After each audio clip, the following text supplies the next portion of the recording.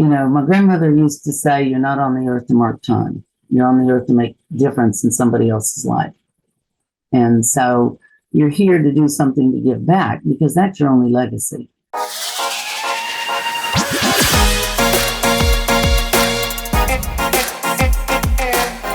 Hello, welcome to episode 152 of the Smart Agents Podcast. As always, my name is Michael Walter, and I'll be your host. In today's episode, we are joined by 45-year real estate vet, Alexis Bolin. Based in Pensacola, Florida, Alexis began her real estate career in 1978 and was with the same franchise for 39 years before joining Keller Realty Gulf Coast in July of 2017. Over the course of her career, she has closed over 6,000 transactions, been recognized with countless awards, including a 2021 Lifetime Achievement Award from the Residential Real Estate Council, and has continued to give back to the real estate community by serving on such boards as the National Association Realtors Professional Standards Committee and Professional Development Committee. Throughout our conversation, Alexis shares how she built such a successful career by being straightforward with clients and guiding them through the home selling process, and she explains why at 79 years old, she's still hustling every day.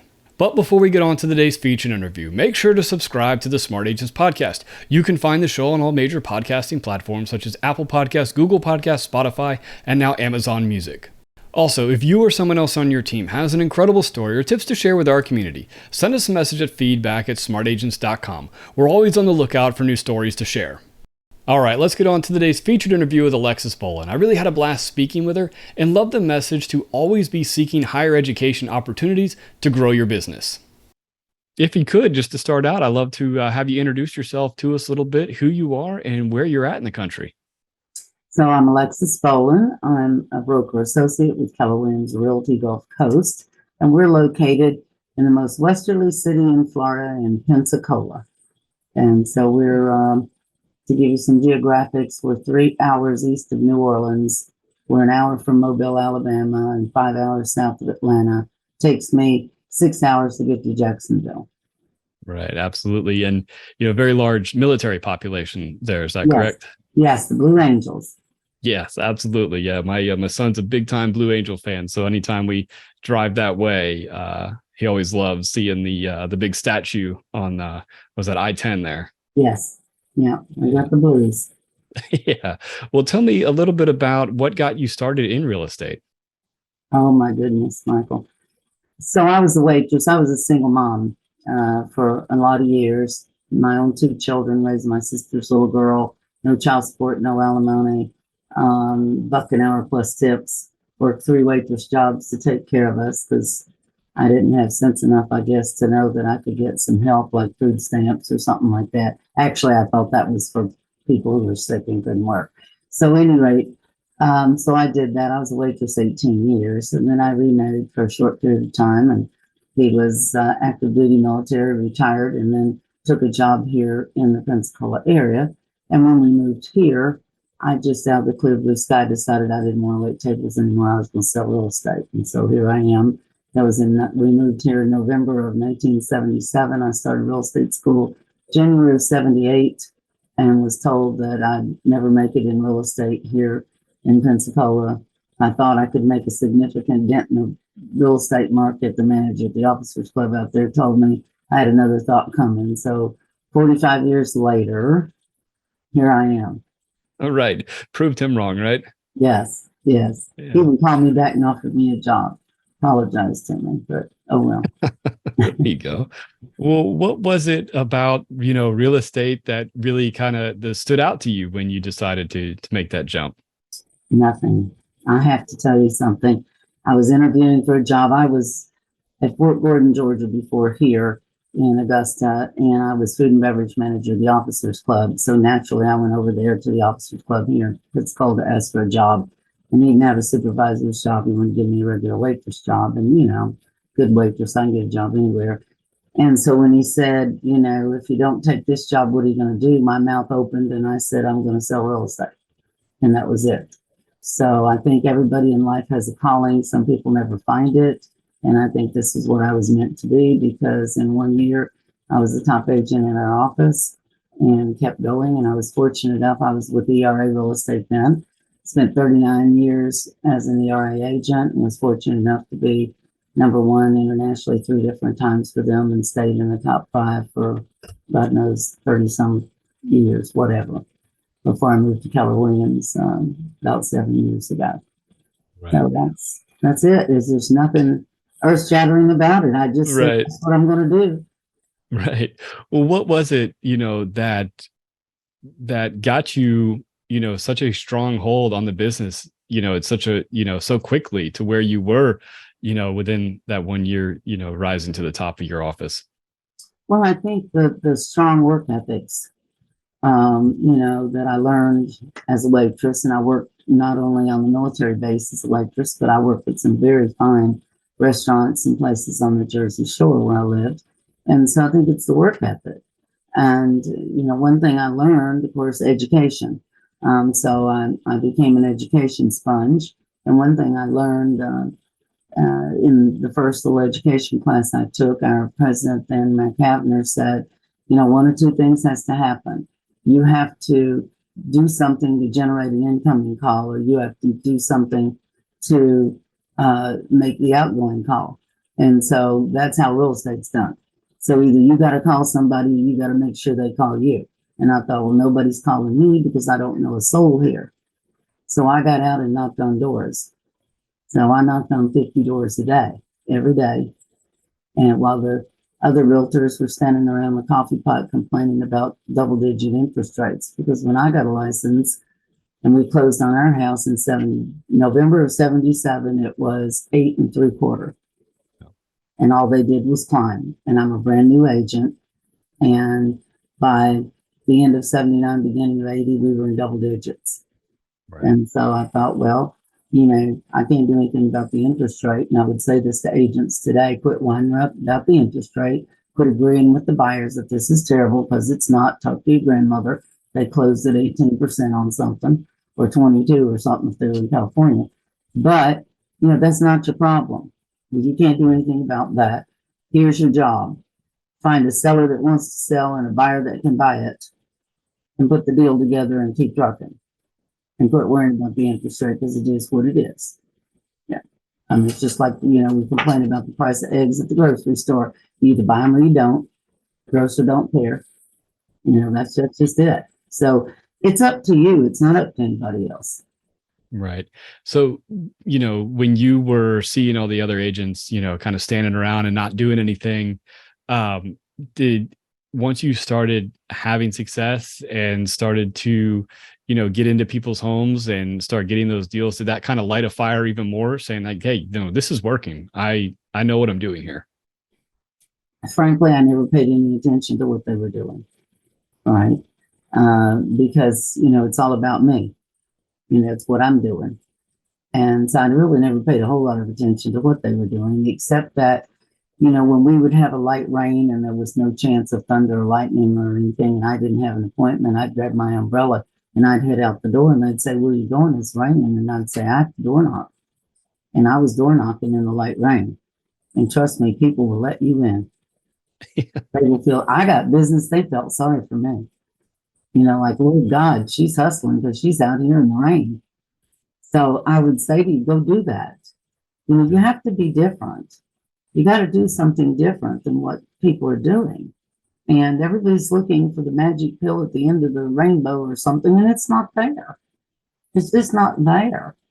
So if you get out and meet people and be personable and don't be salesy, then you'll do business in spite of it. I mean, that's just how it is. You'll make a name for yourself that'll last forever. Do you think having the experience as, in the restaurants and, making, small talk with your customers day in and day out, do you think that really helped translate over to your real estate business? Absolutely, because it's a people business. So we find that people who've been in the service industry of some kind do well in real estate. Your teachers make good realtors, nurses, anybody in that type of healthcare industry. Waiters, waitresses, people like that, because they are used to conversing with people and they are used to helping take care of their needs, whatever they happen to be. Whether you want another cup of coffee or you're at the doctor's office and you got questions and the nurse is talking to you. So, I really think that absolutely helps. And you don't have to come from one of those professions. You can learn to do that. There's classes out there. And just go take them. You need to become focused on higher education, period. Even in 45 years in real estate, I'll be 79 years old this year. I am still taking classes. You're still going to see me signed up for something or sitting in person in a class, because I don't think you ever get too old to learn. And when you stop learning, it's when they probably need to be shoveling the dirt. What, I really admire that, somebody of your experience, understanding that there's always something else for me to learn. There's some other way to be, to do this job and to make a name for yourself in this industry. Has that something that's always been a part of who you are, wanting to learn? Yes. Education's always been a part of who I am. I speak and teach all over the nation.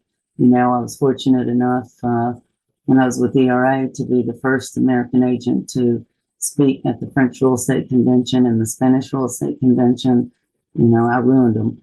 They weren't doing real estate like we were when I got there, but they were after I left.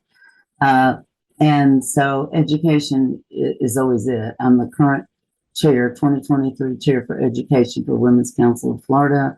I'm co-chair of RRC, Residential Real Estate Council, CRS, education chair. I serve on professional standards and professional development, which is the education arm at NAR. Also serve on those two committees at Florida Realtors. And I do a lot of speaking and teaching myself. So I just believe that, we all can learn something. I don't care what it is. And, it doesn't have to be a lightning bolt come down and hit you. It could be one or two words, like I did a session for New York RRC yesterday. And I was talking to them about lead generation.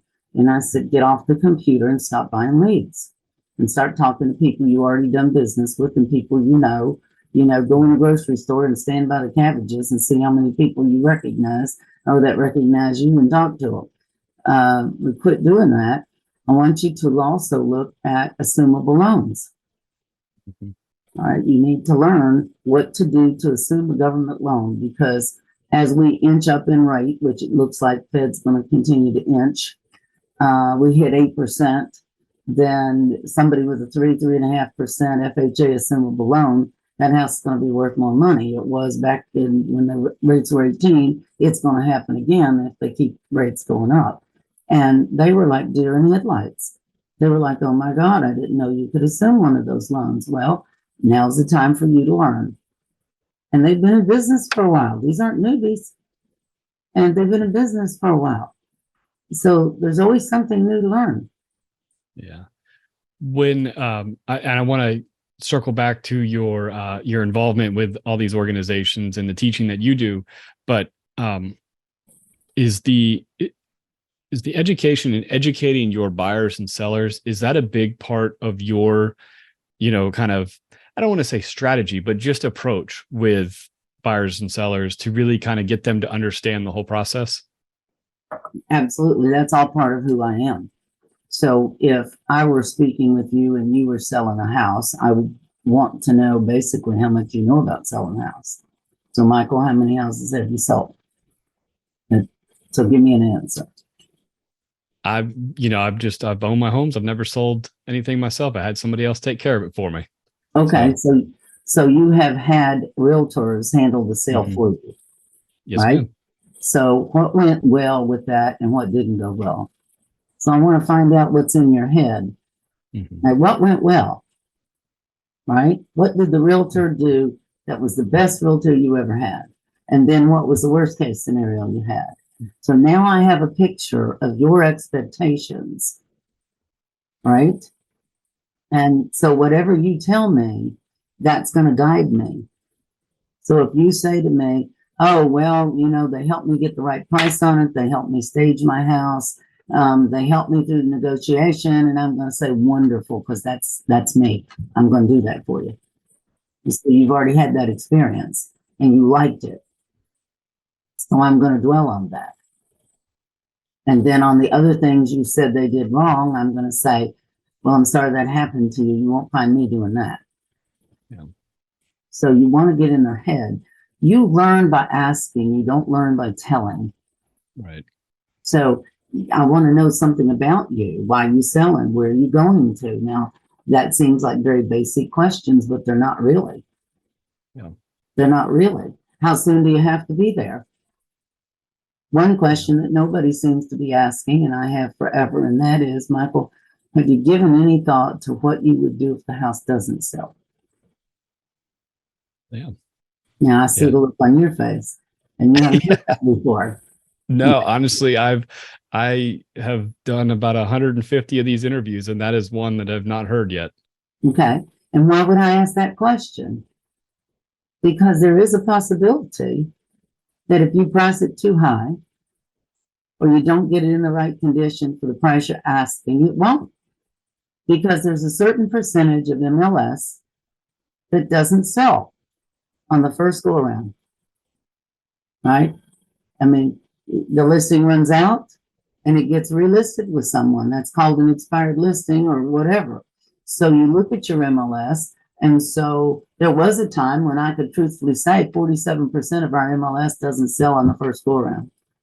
Today it might be 5 to 7%. But there's always a percentage in your MLS that doesn't sell with the first listing. You need to learn those stats. So I could say that to you. Michael, I could say 3 to 5% of all the listings that are entered as first-time listings in our MLS are not selling in this market. Would you believe that? And then you're going to be surprised as a homeowner because you can't believe that because everything's selling. Well, no, it's not. And the reason it's not, Michael, is because we can sell the worst-looking house in the worst part of town if the price is right. But we can't sell the best house in the best part of town if it's overpriced. Right. And what I like about those conversations and the way that you frame that is you really take care of a lot of the objections that might come up down the road. You've already had the conversation and you've set those expectations so that when something does happen and they come at you with like, hey, we've already talked about this. Remember, we've kind of laid the groundwork for these different things coming up. Well, yes, I don't quite handle it that way. It just depends on the objection, and then what I'm going to do is repeat what we talked about. Right. Because I believe in helping the buyer and the seller come around to their own belief. All right. I can ask you enough questions that when I get finished, you won't overprice your house. Because I'll keep coming back to you and saying, so why do you feel like, the high end in your neighborhood's 550? So what causes you to feel you can go to 595 and get an appraisal for that? And I'm going to keep asking you that question because you see, I already know that's probably not possible. But I can tell you that, and I can say, hey, Michael, that is ridiculous. The highest price here is 550. You're looking at 595. It's never going to sell for that. No, I'm not here to argue with you. I'm here to lead you to your own conclusion. So tell me what an appraiser would have to see in your house to cause them to appraise it for $45,000 more than the best house sold for in the neighborhood. Because you see, I'm here when you pick a price, and you're going to pick it. I'm not. I'm here to defend your price. That's what you hire me for. This is like a football game. Your price is my goalpost.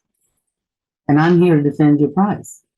So I have to defend your price first to the buyer and the buyer's agent to get them to come here and look.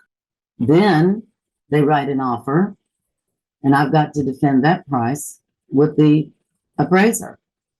And then lastly, in case you didn't know it, Michael, we have something called an underwriter, and they sit in an ivory tower in Des Moines, Iowa. I think that's where it is. And they take all that data in, and they look at the appraisal, and if they think the appraiser's wrong, they get on the internet themselves and they drop a protractor and they draw a circle around where you live and they come up with their own price. So they can cut that appraisal. So there's 4 people we have to sell the price to. So find me out of all the comps we've just looked at in your neighborhood and homes that are like yours, find me 3 properties that you want me to use to defend your price. Yeah. I think, that approach, it really does, especially for somebody that, I'm sure the vast majority of your sellers that you're dealing with don't have the experience, and, they're just, kind of taking things at face value and don't necessarily, have those, have that experience to be able to come up with, you know, a, a, a comparable price on their own, to where having your experience really does help. Your more seasoned sellers are more likely to overprice than your newbies who don't know as much. You see, they know they don't know. Your more seasoned sellers are the ones that want to overprice because they know everything. And so I don't want to argue with them about their expertise. I just want to keep going back to, all right, help me defend the price. And if we put it at that price and it doesn't sell, what are we going to do next?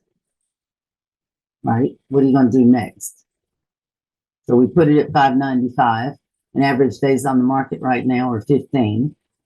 And day 16, we have hardly any lookers and we don't have any offers. Now, what are we going to do? Are we going to regroup on the price? Or are we going to stay where we are, thinking that if we continue doing the same old thing, we'll get a different result? You remember when we did the volcanoes in 8th grade or 7th grade? Okay. You don't put in the right ingredients, your volcano doesn't spew. Right. And that's what we're doing here.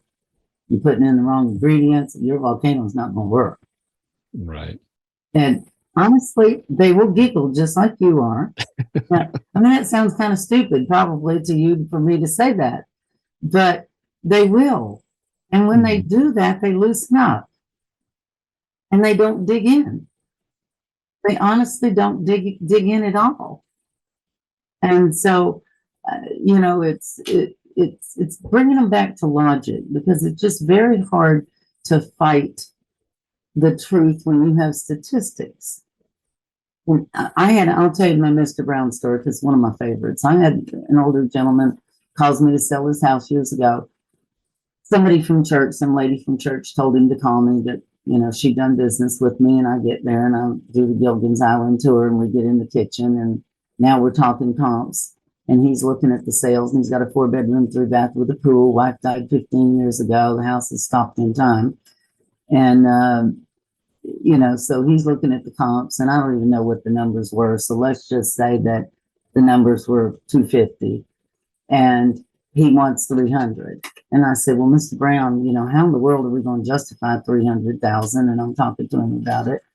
And he says to me, well, listen, he goes, I have time to test the market. He says, I'm not in any hurry and I have plenty of time. Now I got tickled and I looked across the table at him. I'm thinking, he's 90 and he thinks he has time. I really like this guy. So I reached across the table and I patted him on the hand and I said, Mr. Brown, can I be honest with you? He says, absolutely. That's what I got you here for. My friend said, you tell me the truth. I said, okay, I'm going to do it. But you're probably going to be mad at me, but I'm going to do it anyway. He goes, go ahead. I said, Mr. Brown, don't tell me you have time. You're 90 years old. You can't even afford to buy green bananas. To which he just died laughing. And I said, let's quit fooling ourselves here now, right? You don't have any time. You make the decision to put this house on the market at a price it'll sell for, so you can move on to do what you want, or before too long, your kids are going to make that decision. So what do you want to do? All right. He just popped up and said, well, my kids aren't making any decisions. I said, well, if you go the way you're going, they are. And he goes, nope. I said, okay, let's get back down to what we can sell this house for. And he goes, okay, put her at 250. But you have to be willing to do things like that. Right? I already told him, I'm going to be honest with him. He agreed that that was okay. So once they agree with you, it's okay. You can say most anything to them. Yeah. Because absolutely. They're giving you permission to tell you the truth. So I always say, I can tell you the truth, or I can tell you what you want to hear. What would you like me to do? And I've never had anybody say lie to me. because they really don't want you to, but they do want you to agree with their price. Right. Absolutely. Right. So coming back to the, all of the organizations that you're involved in and all the teaching and training that you do, what was it that, made you want to get involved in these organizations and share all, your wealth of knowledge to agents, like you said, internationally now?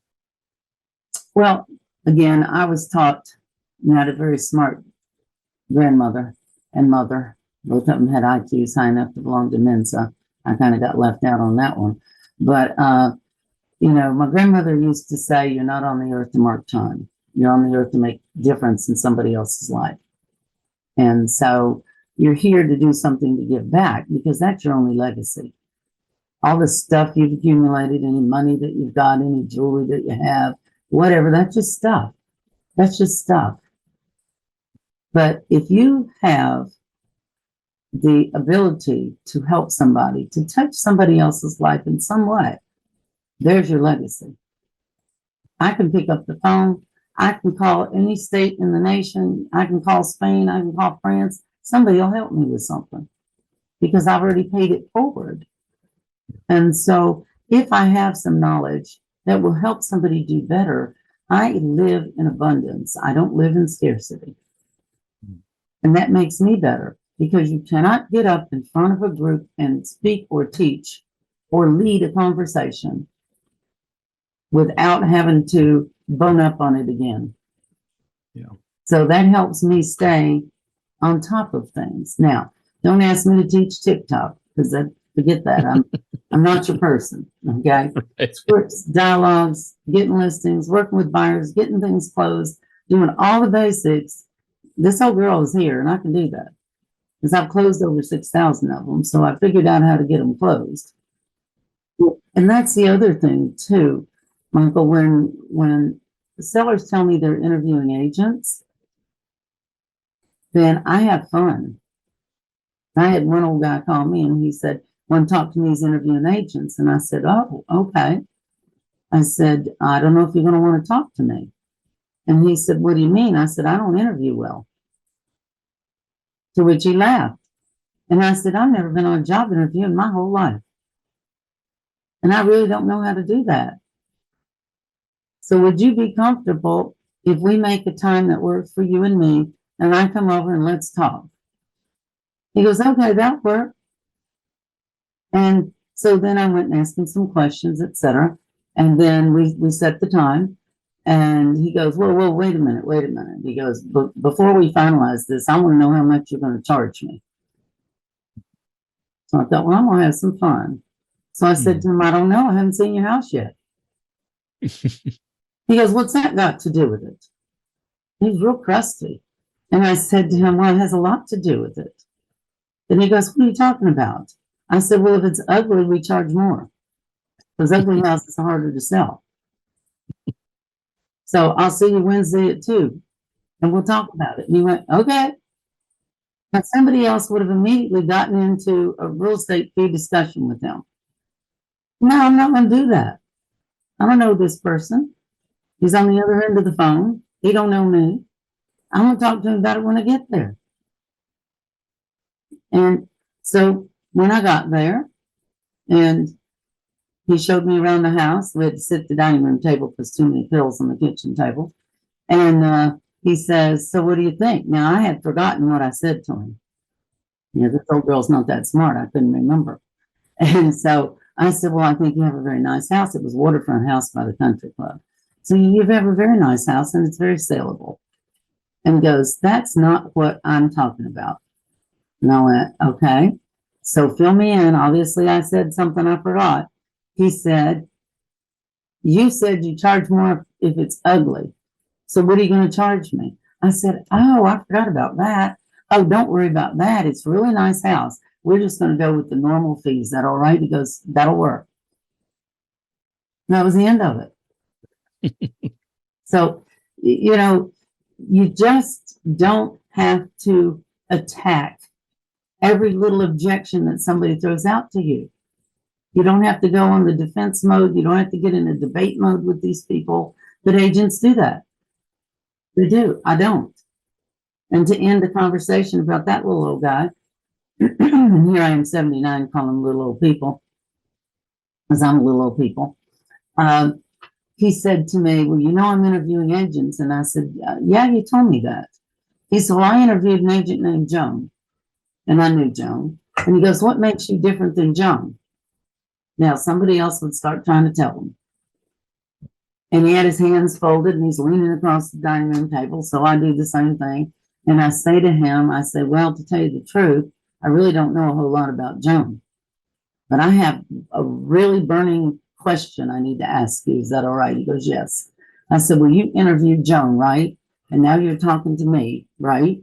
He goes, yes. So would you please tell me why Joan can't close 100 houses a year like I do when Joan and all these other agents have all the same tools I have to work with? I can't promise you anything different than what Joan promised you. We all got MLS. I'll put a sign in your yard. I'll put an ad in the paper. I'll do some advertising, you know, whatever. They can't do anything different than I can do, and I can't do anything different than they can do. So I want you to tell me why they can't close 100 units a year, because that is foreign to me. I just don't understand it. And he got a big grin on his face. And he said to me, well, I don't know. I said, me either. So do you want to continue talking about Joan, or can we do paperwork to sell your house? And he goes, let's do the paperwork. We moved on. Yeah. So, you know, I could have sat there and given him every award I've got. You know, I've been named one of the most awarded agents in the state and the nation. I don't need to do that. I just wanted to find out, you know, is this what you want to talk about, or you want to get your house sold? And he moved on. And so people make challenges for themselves. I don't know if you've experienced that. You've done thousands of these interviews. Yeah. Yeah. You know, I definitely, I think that especially when, you know, there's, you know, a challenging market or things like that, and people, you know, maybe are having a little bit of slump, you know, in their year.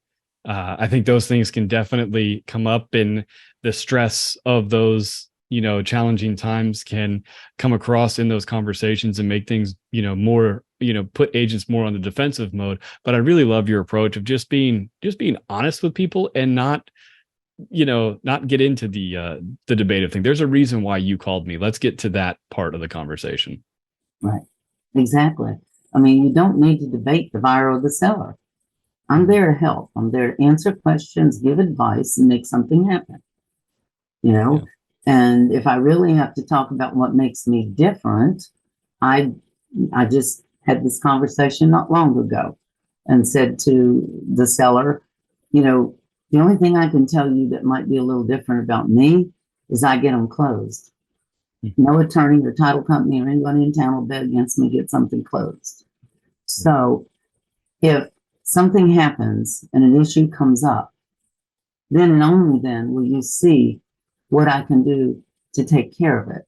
That's when I have to put on the cape and take flight. And you don't want to see that because you have an issue, and I don't want you to have one. But if your agent can't put on the cape and take the flight and solve that issue for you, then perhaps that's not a strong enough agent. So you need to look at other things other than, can you get me my price? Can we get it to closing? Can you figure out how to solve the issues that are going to come up? And they do come up because Murphy's Law prevails in any closing, even a cash closing. Something's going to happen, and I've got to jump in and fix it. So, you know, you won't know what I can do until the time comes, and I pray that never happens. Yeah. So before I let you go, I do have to ask, because you were on a closing, you know, this morning before we hopped on here. Yeah, and you've mentioned it, 79 years old. What's keeping you doing this? Why are you still hustling as hard as you are?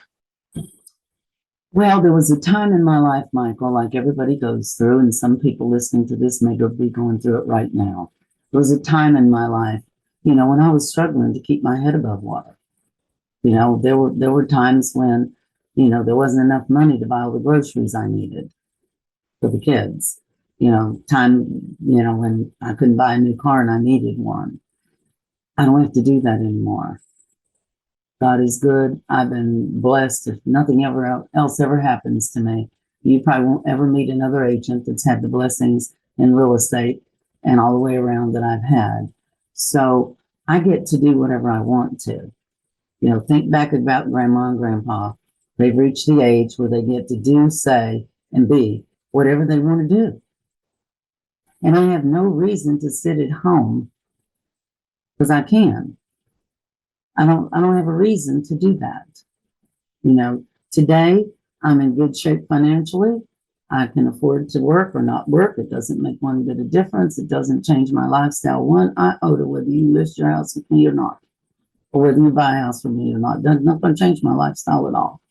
But as long as I have the wits and the physical ability to help people, I'm going to continue doing it.